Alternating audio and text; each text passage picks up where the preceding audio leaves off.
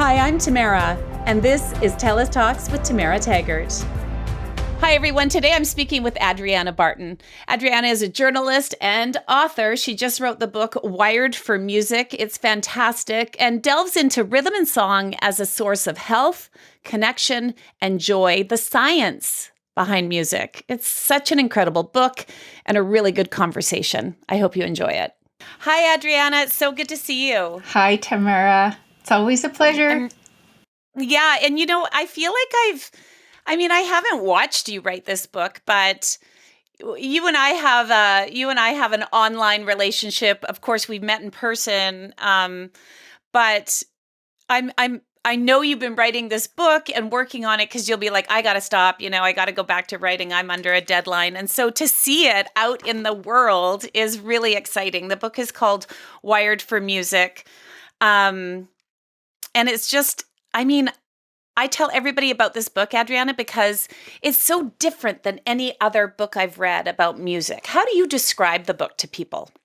I say that it has many strands woven together. And so there's anthropology, there are travel stories, there's quite a bit of neuroscience, but kind of distilled in a way that we can all relate to. Then there is my own story of music, which was a painful part of my life and then became a wonderful part of my life. And I'm sort of the guide to carry you through all the different places we go to in the book. I would say it's an in-depth book, but also people have told me it's kind of an easy read at the end of the day, despite all the places that I go and discuss. Yeah. And I think that for a lot of people, there's things that you write about that trigger our own memories about music when we were young. Like when you're writing about, the Sony Walkman and that was such a huge change in our youth, right? In growing up, all of a sudden you could listen to music with headphones on and you weren't tied to a cord anyway. Like it was just a wild time, right? So although it's, I would say, partly your memoir, it's also partly memoir for a lot of people because we can relate to what you're talking about, what you're writing about. You talk about your musical background being painful. So why don't I don't think, unless you've read Adriana's book, you wouldn't know. You're an accomplished musician. So why don't you tell us a little bit about your childhood and music? Well, it was funny going back there in the writing because I live in a completely different part of the country where all of that happened, and almost no one in my life today, including my husband, knows me as a cellist. So the people I'm friends with, the job I've had at the Globe and Mail, etc., none of those people really knew me as a performing cellist. It really feels like a part of my life that happened to somebody else. Because there was a distinct break when I was around 22 where I just walked away from it all after 17 years of very intensive study and very intensive immersion, my entire identity being wrapped up in this pursuit. And so just in brief, I think the story isn't so different from the ones we hear about figure skaters or, hockey players who get started when they're really young and just do that, or any of those high performance or an Olympic rower, there are parallels with all of those pursuits. But essentially, I was brought to a very strict conservatory when I was 5 years old. My mom wanted me to have instruction in music along with my older sister, and we didn't have a lot of money. So she found out that this conservatory was offering free lessons. Okay, let's go. I was sort of thrust, a cello was thrust into my arms, and I was 5, and I'm sitting down on an upside down waste paper basket because there weren't any chairs my size. I was a small kid.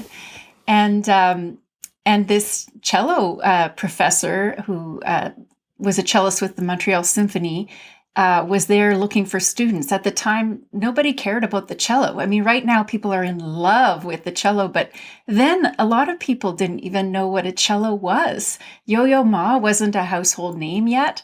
And so he asked me if I wanted to play the cello, and I heard Jello, the dessert. And so I'm like, yeah, that sounds good. And so I described this scene at the very, very beginning of the book. And it was this incredibly sensory experience that I had never felt before, this vibrating instrument against my body. But then the way the music unfolded was very different. It was a strict system. It wasn't Sunday afternoon lesson. It was solfege, which is a type of sight singing and ear training. It was theory lessons in a language I didn't understand. It was orchestra. It was chamber music, many hours a week. And the expectation that I dedicate my life to becoming a performing musician before I'd even really had a chance to be inspired by that pursuit myself. It was an expectation. So I joke about it being kind of a Faustian bargain, free lessons in exchange for your life, Mm. So, I mean, the music is typically, the cello is not something that your friends were all playing or anything like that. And like you said, you dedicated a lot of your time to it. I mean, were you the kid? Anybody who's had their child in music lessons would know that there's a lot of typically there's a lot of resistance sometimes, right? Like, I don't want to go to the lesson today. Like, it's sunny out, or I want to go play, or I want to do this, or why do I have to practice? I am not a musician. I'm saying this with I'm not musical at all. Did you have that as a kid, or were you just like gung ho passionate from day one? When I called the book Wired for Music, I didn't mean to say I am wired for music. I meant to say we are wired for music. And you are married to a rock star, literally. And clearly you must love music or respond to it in some way. So that's the one thing I wanted to say when you said I'm not musical. No, and I know. And I love that about your book too, because, I've always, and I'm sure I'm not the only one that goes through life saying, oh, I'm not musical at all. I'm not, no, I don't know anything about music. But you're right. We all know something about music. We all, have heard a song or sung along to the radio or whatever it might be, right? It's just. So as a child, I think I just absorbed what was needed of me. And what was needed of me was that I go to those lessons and that I practice. And there was this constant threat of expulsion from the school. If you were to miss more than 3 lessons in a year, you were expelled from that school. If you got under a certain level, I think it was under 80% or 85 or something in your performance exam, you were expelled. So there was this threat of, you need to toe the line, you need to perform. And I was a dutiful kid, and I don't remember questioning that. It was clearly what my parents wanted and what my teachers wanted. And so that's what I did. Did it bring you, when's the first time you remember music bringing you joy? Well, the first time was in that very moment with the cello, when it was this enveloping of vibrations through my body, around me, bouncing around the room. So that was one time. The other times that I didn't remember, and I think you might remember in chapter 2, when I'm going to the deep roots of music in our species, I also went to the deep roots of music in my own life. And I had forgotten or not really clued into the fact that my mom was part of this hippie early beginnings of music therapy scene. And it truly was. She was doing spontaneous music groups with musicians. She wasn't formally a musician. She was a visual artist, but she was involved in these spontaneous music workshops for children with profound autism, Down syndrome, etc., in the early 70s. So at the time, that was super unusual. And she ended up, we were vagabonds. She ended up taking us down to Mexico. But the members of that spontaneous music group who remained here, formed the very first music therapy program in Canada at Capilano College.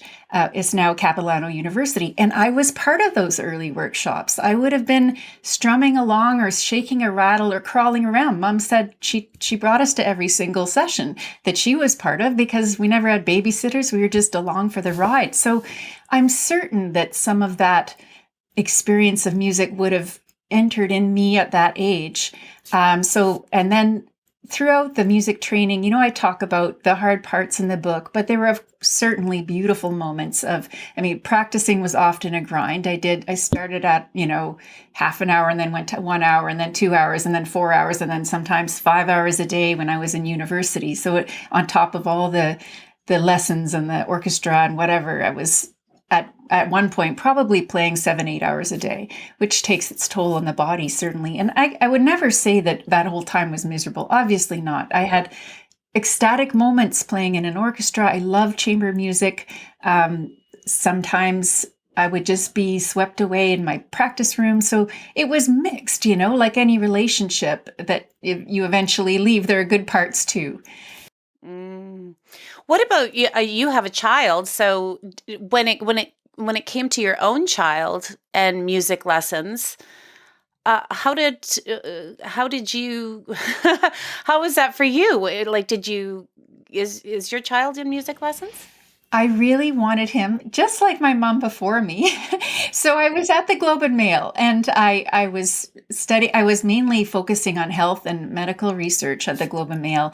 And there was this incredible new research, which I cite in my book, about the corpus callosum, which is a band of fibrous material between the two sides of your brain. And they had shown that children with extensive music training before the ages of 7, and then they gradually expanded the window to 7, 8, 9, showed differences in brain structure. So not how the brain functions, but actual gray and white matter density differences that seem to persist pretty much for life if you had early music training. And there's no certainty around what advantages that difference might give you. So, I debunk a lot of myths about music and intelligence in the book, but I was certainly struck that, wow, it really does sculpt the brain if you get it young enough. And so I did want my child to have some exposure to music. I don't really talk about this in the book. It's interesting that you ask. But I didn't want him to have the same experience I did. So I searched out a system that I thought would be really good called Music for Young Children. And there were some really good things about it. So they started out with lots of games. They tried to include a bit of play in each lesson. They thought that different kids learn in different ways. So some are visual, some are more like the explanations. They'd have coloring exercises. And he did that for a few years, but even that didn't have enough emphasis on creativity and play. So after a few years of that, I allowed him to quit that. And this motorcycle riding piano teacher would come to our house and let him choose his own music. And then he did that for a while. And then he said, Mom, the piano's really not my thing. So I dropped it. But I would hear him singing in the shower, and he had a great voice and could sing in tune easily, although he had no vocal training. And at school, he's got a really incredible music teacher that had children learning taiko drums and then marimba, and see the linkages between these percussion instruments. And so, although he's not practicing an instrument right now, I feel that I did give him some exposure, my son, and that his story with music, who knows what form it might take later on. Yeah, and I ask you because I find it really interesting. I remember being in elementary school, and we had the whole class took ukulele lessons with the teacher and guitar lessons, and it was specifically grade 6. And of course, I remember it very, very well. And I think I still have my duotang with the words to all these different songs in it. But what we're seeing now is we're seeing music programs being cut from so many schools because it's too much money or it's just what. So we have, generations of kids that are not being exposed to, different instruments or whatever it might be, because music is also, it's, if you have to buy an instrument, like you said, your family, you didn't grow up with, money. And so your mom looked for free lessons. Your mom looked for ways to do it. So I find it interesting that art is so important to our general well-being and happiness, I think, personally. But when we cut these programs for kids, in your opinion, what does that mean for us as human beings when we start cutting the things that we know help our brains and create memories and all of those good things? Well, I think there are a lot of things to unpack in that question. And one thing is that there's a professor at New York University who I quote in the book. His feeling is that some music programs haven't kept pace with changes in our culture and how our culture interacts with music. And so children sort of vote with their feet, and when they have a chance, they don't take that music elective. And meanwhile, so there's more and more separation between what is being taught in school and what children actually relate to and what their families are doing with music at home. So that's one thing we could do is to rethink. So I think it's changing, but a lot of music educators in schools come from the conservatory system, which might not really fit the musical needs of today. The other thing I would say is that in the preschool grade age groups, we really get it right. There's a lot of music together, singing with your kid, making it fun. There's no emphasis on ability or talent. It's really just this fun thing you're going to do with mom when you're a toddler. And if we want to encourage the arts, we have to think about it holistically in families. What are families doing around music? A lot of kids used to learn on their mother or father or parents' knee. They didn't wait till grade 3 or 4 to be exposed to music. So there's nothing wrong with boogieing to music in the kitchen when the radio is playing or when you've got a playlist on. Our family's doing that, So I would look at the family level and the culture level. I mean, I've had the fortune to travel to many places in the world, and in Brazil, even today, even with the electronic music and the ways that music is changing. You go to the beach and someone's playing guitar, someone's shaking something, everyone's shaking their bodies, and people know common songs. And so people are belting along whether or not they can sing in tune. Everybody's loving the experience. So there is some inhibition in our culture. And I think part of it is because of that emphasis on excellence from such the barriers to entry are so high. We have people like you married to a rock star saying, I'm not musical. And probably because we don't have a lot of outlets for people to participate in a low stakes way. That's so interesting. And it's so true. When you said about the, do you listen to music at home? Do you, have your kitchen dance party?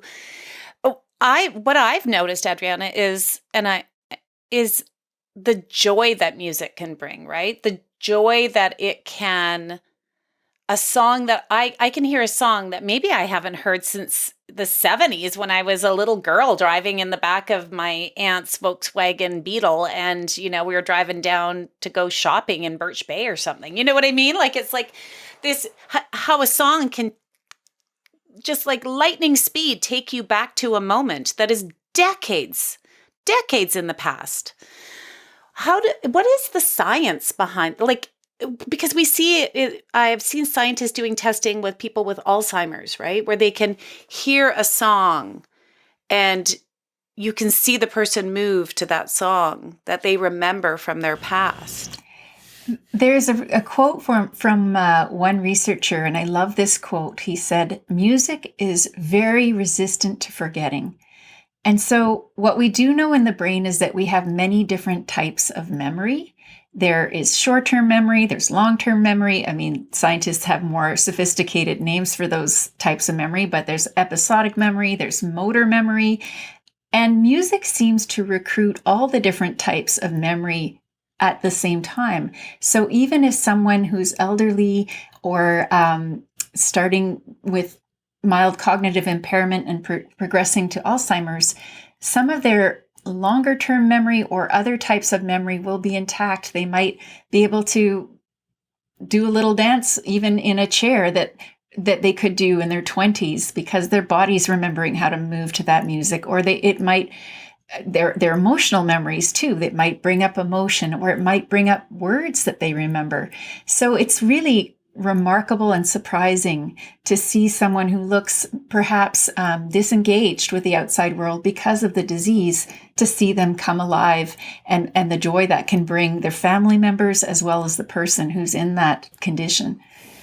Okay, I wanna talk about you meeting Yo-Yo Ma. But before we do that, we always like to thank our guests on the podcast for being here and spending your time here. And so we ask our guests to choose a Canadian nonprofit. You chose Music Heals, which is I'm so glad you chose. I knew you were going to choose them anyways, because I mean, they're so fantastic. Music Heals. They support a wide range of music therapy services in communities right across the country. And we will be giving them $500 to thank you for being here with us today. So thank you for choosing Music Heals. Thank you, Tamara and TELUS, for being so generous. One of the things that Music Heals does that's really incredible is at times I don't know, I mean, I think probably who they can fund will change year to year, but I know for sure in the past they've supported a wonderful program called Camp Carey, it happens in the Okanagan region, and it's designed to help children grieving children who have lost a family member process that experience. And I've heard wonderful things about that program, and there's so many other programs that Music Heals has supported over the years. Really, they're necessary and important for delivering music therapy, clinical music therapy, to people who need it in hospitals, etc. And I'm very impressed with what they've done. Yeah, well, thank you for choosing. They are incredible. So you played the cello. You're a cellist. It would only be natural that one would assume that Yo-Yo Ma, right? I think I think everybody knows who Yo-Yo Ma is, and you met Yo-Yo Ma, but you were young, and it was a.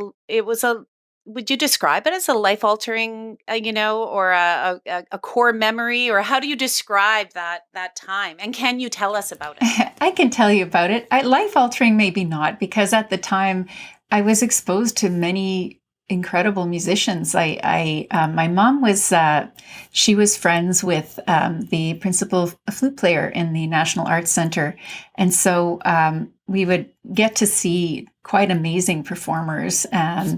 And sometimes I would meet them. And as I said at the time, Yo-Yo Ma was definitely gaining in fame, but he wasn't the household name he is now. So I was still blown away by his musicianship, and deeply honored to meet him. But I was, I think, 16. And so, a 16-year-old it wasn't like meeting, I don't know, John Lennon or something. but now I think, wow, how lucky I was. And sure enough, I had this opportunity to go backstage, and he had this cluster of admirers, but I was the youngest, and Yo-Yo Ma's one of the most gracious people I've ever met. And I've met him more than once. And he was kindly, and so he took an interest in me because I was young, and my mom said I was studying the cello, and incredibly he asked me if I would like to try his cello, and his cello of course, is a Stradivari, carved 300 years ago. And he said, "Come on into my dressing room." And he closed the door and handed it to me and said, what would you like to play? Ask me anything. And it's this beautiful, beautiful instrument. I was quite intimidated because I didn't want to damage it. And I didn't know how much time I had with Yo-Yo Ma. I knew that there were other people waiting to talk to him. So I kind of played a little and then felt that was enough and scurried out the door. I had the fortune to meet Yo-Yo Ma again in Aleppo, Syria, years and years and years later. And it was a remarkable experience because he was there to present his Silk Road Ensemble, which was an East-West musical cultural collaboration. And they were there at a ceremony that I was attending as a journalist for the Aga Khan Award for Architecture. And I relay that experience in the book as well. It was before the war in Syria.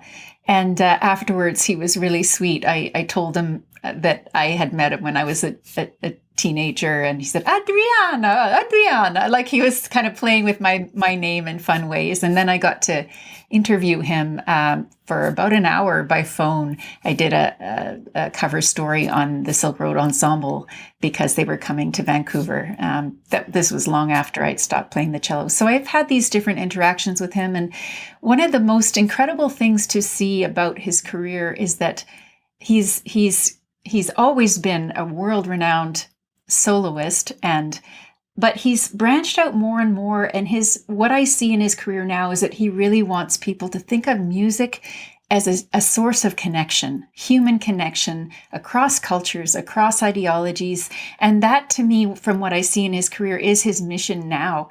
And I could say that my book has a similar objective. I don't want people to think of music as a difficult skill to master, or an intimidating thing or a product, but to remember its deep roots in our evolution, and how it's embedded in our brains is tailor-made to help us connect. People describe it as a social glue, and for reasons that are biochemical and relate to how our brains oscillate and many more technical things. But really, we need to remember right now at this point in history the things that pull us together, the things that remind us of who we are and how we connect.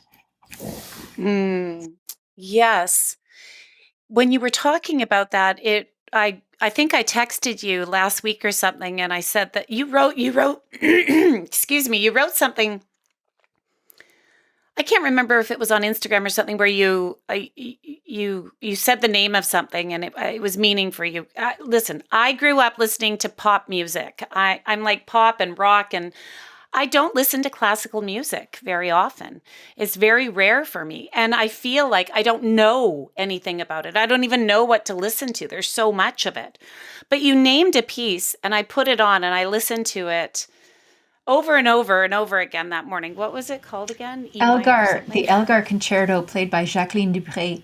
And Jacqueline Dupré actually, the recording you listened to was the Stradivari cello that was then given to Yo-Yo Ma that I got to try.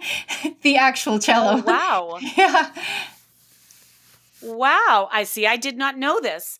But when I listened to it, I heard something that I had never heard before. And it was because you mentioned it and you said how meaningful it was. And I listened to it with a different ear, if that makes sense. Totally. And I really loved it. And I thought, wow, there's so much here I don't know, right? Or I've been intimidated to listen to. Does that make any sense? Like intimidated to listen to? Absolutely. There is a lot of elitism around classical music. And like any type of music, it helps to have a bit of background to understand it and how it works. Same with jazz. I mean, not everyone loves jazz the first time they hear it because it's a musical language. And if you don't know the words to that language or the cadence of that language, it can be jarring or off-putting or just feel opaque or not you. One of the things that has given me great joy, I'm getting a lot of letters and, well, I should say emails through my website about my book. And several people have told me that they'll read a passage and put it down and then go listen to the type of music I've mentioned in the book. And that is really gratifying to me because I mentioned many, many different types of music from around the world. And so I never anticipated that when I was writing the book, but it seems to be one of the ways that people are using it. They're going to search up the music that chapter contains, and perhaps Exactly. experiencing, or thinking about one of the things I said about this type or that type and discovering it.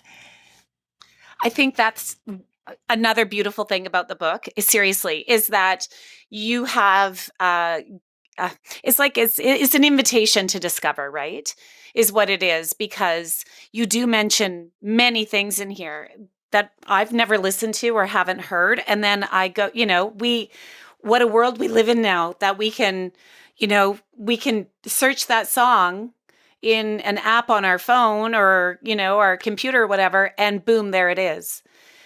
So anything you've mentioned, because that piece that I listened to is an old piece, right? Oh, yes. I mean, she's long dead, sadly. I think that was recorded probably in the 60s.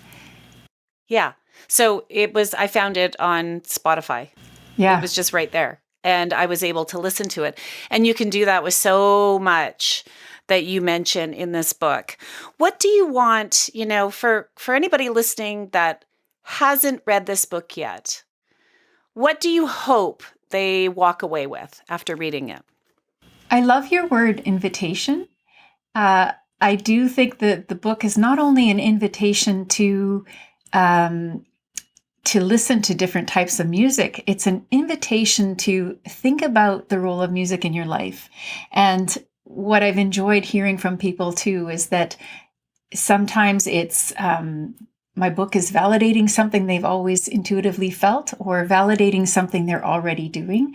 I got this sweet note from a man whose book club, he's invited me to appear at his book club online, which I don't normally do, but this fellow's invitation I couldn't refuse. He said, I'm in my 70s and I started playing the cello at 70. And I thought, wow. And there are quite a lot of stories like that. So if I don't think everyone has to play an instrument, but even if the book encourages people to be mindful about their use of music, I mean, there's quite a few life hacks or health hacks that you can find from the book. For instance, sitting down with music at a slow pace, maybe 60 beats per minute, and you can find playlists arranged with 60 beats per minute online. If you sit down and put headphones on and close your eyes to that pace of music, you will reduce anxiety and stress. It's proven. It's been studied against, it sounds too simple to be true, but it's been studied against Valium type drugs in surgical wards. Slow-paced music with the eyes closed and calmly listening will have a similar effect to Valium before surgery for surgical patients. And that's been studied in dozens of studies, not just one, and well-organized studies validated by the Cochrane Collaboration, which is, an international group of evidence-based medicine researchers. So those are the sorts of things that I invite people to consider too, ways that music can make their lives better. Amazing. Amazing. Adriana, you are, what is with the frog in my throat? You are online at adrianabarton.com. Lots of information there. And also on Twitter at Adriana Barton. This has been great. I adore you. And the book is fantastic. Again, it's called Wired for Music. Thank you so much for this conversation. Thank you for the invitation. It's always a pleasure. And I hope we have many more conversations. Thanks for listening to another episode of TELUS Talks with Tamara Taggart. Be sure to subscribe so you can join us every Tuesday for another conversation. You can also check out our website, telus.com/podcast, and subscribe to our YouTube channel at TELUS Talks.